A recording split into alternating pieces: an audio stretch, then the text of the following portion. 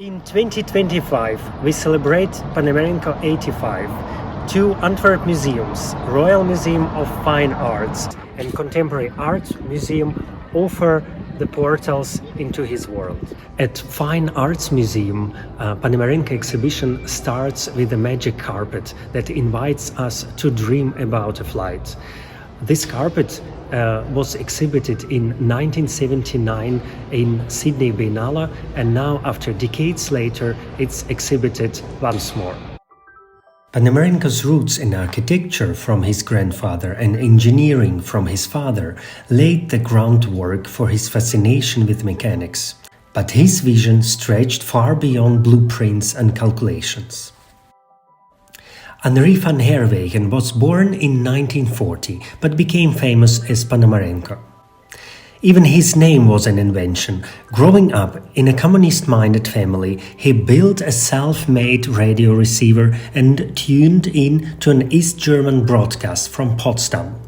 There, he first heard the name of Soviet General Panteleimon Panamarenko. The sound fascinated him, not the meaning but the rhythm. Having written with A as he heard the name, he created an association with Pan Am American Airlines and Panama as the country. Using red stars, he nevertheless caused an even greater misconception. What did he mean exactly? It became a signature, as abstract and enigmatic as his creations. The 1960s were a time of upheaval, and Panamarenko embraced the spirit of reinvention. He staged happenings, spontaneous, often chaotic performances that blurred the line between art and life. These acts, sometimes disrupted by the police, rejected traditional forms and embraced raw creativity. At one of the first happenings, he wears this aviator suit that later will be called a spacesuit. Within the walls of Antwerp's wide white space gallery, he truly found his voice. Encouraged by Joseph Beuys, Panamarenko transitioned from conceptual art to physical construction, tangible objects where mechanics and dreams fused. For him, flight was never just a technical challenge, it was an obsession. There is a kind of wonder in every mechanism, he once said, if you could just extract it. His creations weren't designed for practical aviation. They were blueprints for the impossible, functional enough to suggest possibility, poetic enough to remain in the realm of dreams. Airplanes need acceleration, but the streets in Antwerp are narrow.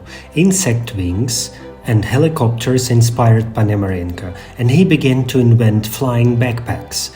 One of the backpacks was tested on a mannequin and even took to the air. But the weight of the backpack, the vibrations, and its noise are harmful to humans.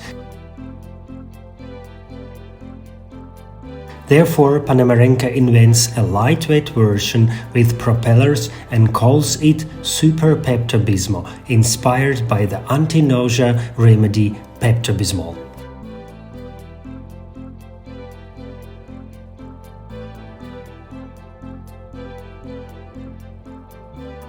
The Aeromodeler remains his most iconic work. Nearly 30 meters long, this fantastical airship was more than a flying machine. It was a vision of escape, a home in the sky with a dream to visit Brigitte Bardot. It never really took off, but its presence at Documenta 5 in Kassel in 1972 made Panamarenko an international name.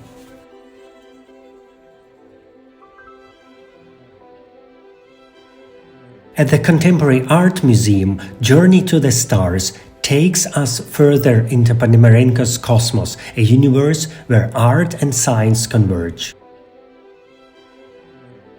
His early collages, built from fragments of scientific journals, laid the groundwork for his lifelong fascination with the unknown.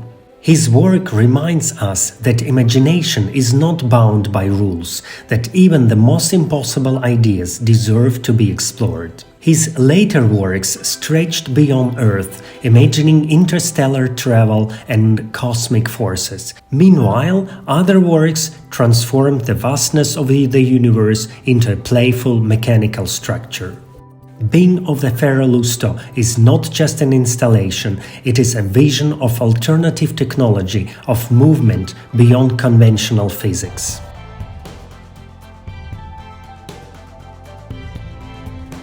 Panamarenko never saw failure as defeat, only as a step in the progress. He refused to let reality limit what could be imagined, and that in itself is an art.